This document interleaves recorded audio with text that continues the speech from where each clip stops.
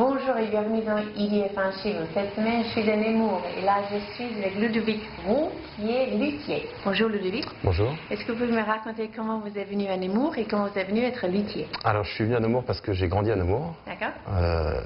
J'ai vu la plaque à côté de votre père apparemment qui est architecte. Voilà, Vous êtes exactement. là de plusieurs générations déjà? Non, mes parents sont arrivés là quand j'étais petit. Quoi, voilà, j'ai grandi à Nemours. D'où? Ils sont venus d'où? De Bourgogne, on va dire. D'accord. Voilà, en gros. Et comment je suis arrivé à être luthier? J'étais pas du tout parti pour être luthier. J'avais fait des études scientifiques, maths, physique. Et puis un beau matin, je me suis dit, ça va pas être ça ma vie, de faire des maths et de la physique. Donc j'ai choisi, j'avais toujours une attirance pour les métiers manuels. Oui. Et celui-là me paraissait assez exigeant et allier une passion de la musique, voilà, plus un métier artisanal de précision. Oui, parce que c'est exactement ça. Et je crois que c'est une formation énorme, vraiment. Alors, combien d'années? 2 ans pour ma part. En fait, il y avait des formations. Quand je m'y suis pris, j'étais un peu trop vieux pour faire des formations en France parce que c'était un système CAP et qu'au moins on m'a dit vous avez été à la fac, vous ne pouvez plus faire ça. Donc j'ai été faire mes études à Londres. D'accord. Où c'était au sein du système universitaire et voilà ce qui m'a appris de. Magnifique. Parler Et anglais. peut-être maintenant vous êtes plus spécialisé que les luthiers qui ont appris en France. Est-ce qu'il y a une énorme différence entre chaque pays ou c'est tellement artisanal et tellement. C'est pareil. Alors, je sais qu'il y a des différences dans la manière dont on apprend le métier. Enfin, je sais de ce qu'on m'en a dit, de ce qu'on m'a dit de la façon d'apprendre en France. Moi, en Angleterre, on était au sein de l'université avec un professeur qui était luthier et qui venait donner 3 journées de cours à la fac. Et lui, sa méthode, c'était de nous faire, dès le premier instrument, de nous faire un instrument vraiment le mieux possible. C'est-à-dire qu'on mettait pratiquement 1 an à faire le premier instrument. Wow. De ce que j'ai entendu, en France, il y a des méthodes qui sont un peu différentes, qui font que peut-être ils font 3-4 instruments la première année, mais qui ne sont pas dignes de ce nom, enfin peut-être à de rares exceptions près, mais voilà.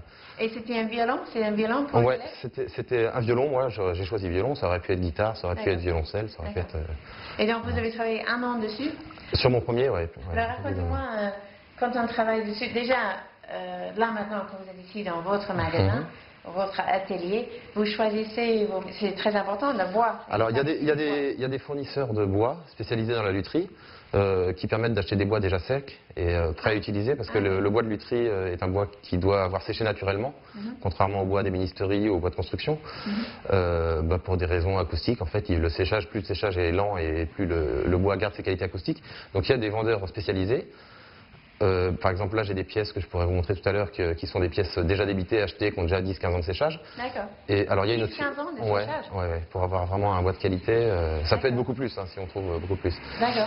Après, il y a un autre moyen, c'est d'acheter du bois qui vient d'être débité, et puis de le débiter, puis d'attendre 10-15 ans le faisant sécher soi-même. Oui. Ce qui est beaucoup moins cher à l'achat, mais forcément, quand on a une commande et qu'il faut construire tout de suite, voilà, il faut acheter du bois prêt. D'accord, d'accord. Est-ce qu'il y a une grande différence entre les exigences d'une guitare et une exigence d'un violon, et c'est pareil? En réalité, je pense qu'il n'y a pas tellement de différence. Tout dépend du degré de finition qu'on veut atteindre et puis aussi des réalités du marché, quoi. C'est-à-dire que si, peut-être que dans la lutherie classique, violon, alto, violoncelle, contrebasse, enfin au moins les 3 premiers, c'est-à-dire violon, alto, violoncelle, les musiciens sont plus prêts et plus exigeants et plus prêts à mettre le prix pour avoir un instrument vraiment de très bonne qualité. Dans la guitare, il y a un marché un peu plus réduit. Donc concrètement, après, il faut essayer de passer le nombre d'heures qui correspond au prix qu'on vend l'instrument, quoi. Mais sinon, les principes sont les mêmes. Oui, d'accord. Alors maintenant, j'ai envie de voir les outils, mais je vais vous laisser regarder une série entre-temps, et après, vous revenez avec nous ici à Nemours, tout à l'heure.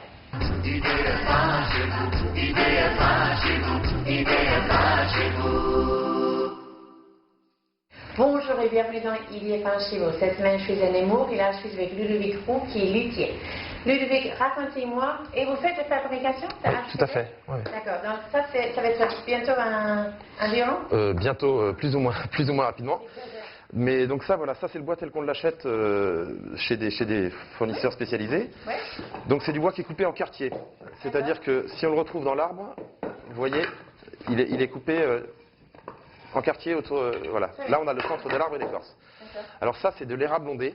Ça va servir à faire le fond du violon, le dos du violon et les côtés. Par exemple sur ce violon qui est en restauration. Non, voilà, ça va être le fond. C'est de l'érable ondé. On dit ondé à cause des flammes. Voilà. Donc ça c'est un bois dur qui va servir à faire la caisse de résonance. Et cette autre essence c'est de l'épicéa. Et ça va servir à faire la table de l'instrument, c'est-à-dire la partie vibrante, le dessus de l'instrument qui lui va vibrer. Voilà. Donc pour la réalisation en fait, du fond et de la table, ça se passe à peu près de la même façon, c'est-à-dire qu'on va jointer ces deux parties, qui sont des parties adjacentes dans l'arbre, Oui. et après c'est un travail de sculpture. Donc c'est concrètement de la sculpture pour arriver à sortir la voûte, une forme extérieure, gondolée, puis après creuser à l'intérieur. Oui. Ça prend combien de temps Alors selon les luthiers, puis selon, je pense, une centaine, 100, 150 heures de faire un instrument. Vous faites que des commandes ou... Ouais, là je travaille sur commande. D'accord. Ouais. C'est plus confortable. Il y a beaucoup de joueurs de violon et guitare à Nemours? À Nemours même pas tant que ça, mais finalement il y a pas beaucoup de clientèle qui sont prêts à acheter des instruments de fabrication européenne, mais il y a beaucoup d'élèves qui commencent, donc il y a un marché, si vous voulez, plus dans la restauration que dans la fabrication. D'accord, oui. C'est pour ça que je veux diversifier en faisant de la guitare aussi. Oui. Voilà. Ok. Alors, voilà, donc ces deux parties servent à faire le fond et la table, donc les deux parties plates. Ça, c'est ce qu'on appelle le moule, c'est-à-dire qu'on fait un profil intérieur de l'instrument. Ces petits blocs que je viens ajouter, en fait, vont être taillés après, comme ceci, à la forme de l'instrument. Et on va venir coller les côtés, qui s'appellent les éclisses, voilà, uniquement sur ces petits blocs-là. Donc les éclisses, c'est un petit bout d'érable ondé qu'on va mettre à épaisseur et cintrer autour de cet appareil qui s'appelle un fer à plier. Donc avec de l'humidité et de la chaleur, on arrive à leur donner la forme. Oui, voilà. très bien. Et, Et pourquoi vous êtes mis dans l'instrument et pas dans les meubles ou les choses comme ça? Parce qu'ensemble, vous aimez bien le bois et on voit des machines qui me rappellent trop le bois en général. Parce que ça me semblait plus exigeant et puis ça avait une autre finalité moins limitée, il me semblait. Enfin, c'est pas un jugement de valeur, mais d'ailleurs, je pense qu'un très bon ébéniste est capable de faire des instruments de musique. Hein. Oui. Mais il n'y a pas que le côté bois, il y a aussi le côté musical de la chose, qui fait que quand un instrument est fini et qu'on l'entend sonner pour la première fois, c'est quand même, il se passe quelque chose, quoi. Oui. Alors voilà, la chose qu'on veut, c'est la qualité du son. Et avec les violons, il faut que ça vibre. Les choses à mettre dedans, très précis. Il faut que ça vibre bien. Alors ça, c'est le côté le plus fragile de l'entreprise, ou pas? On va dire que ça, c'est une habitude qui vient avec le travail. C'est plus la lecture du bois. Enfin, la lecture du bois, c'est peut-être un peu prétentieux de dire ça, mais c'est s'adapter au bois qu'on travaille. Surtout sur les parties vibrantes, c'est-à-dire les picéas. Alors, il y a des bois qui vont être plus ou moins serrés. Je ne sais pas si ça rend bien, mais on voit les fils. Voilà. Selon qu'ils sont plus ou moins serrés, le bois ne va pas réagir de la même manière. Donc, en fait, quand on arrive près du résultat final, on fait sonner en circontable dessus, en le tenant à un endroit bien précis, pour entendre la résonance. Et puis, il faut le creuser, on va dire, le plus possible, c'est-à-dire théoriquement enlever le plus de bois possible, tout en s'assurant qu'il garde la résistance. Et, enfin, ça, c'est un peu une habitude, quoi. Après, Vous avez le musicien qui reste avec vous en travail, il veut vraiment être là pour voir que chaque étape, ça se passe bien, ou est-ce qu'il est chez lui et il attend que vous avez dit? Non, voilà, la fabrication, ça se passe tout seul. Après, on peut toujours ajuster quelque chose, mais ce qui est de la fabrication, le musicien, non. Moi, je fais des instruments, s'ils lui plaisent, il les achète, mais voilà. Ok, je vais vous laisser avec un super programme et on se retrouve tout à l'heure ici à Nemours avec Ludovic Roux, luthier, tout à l'heure.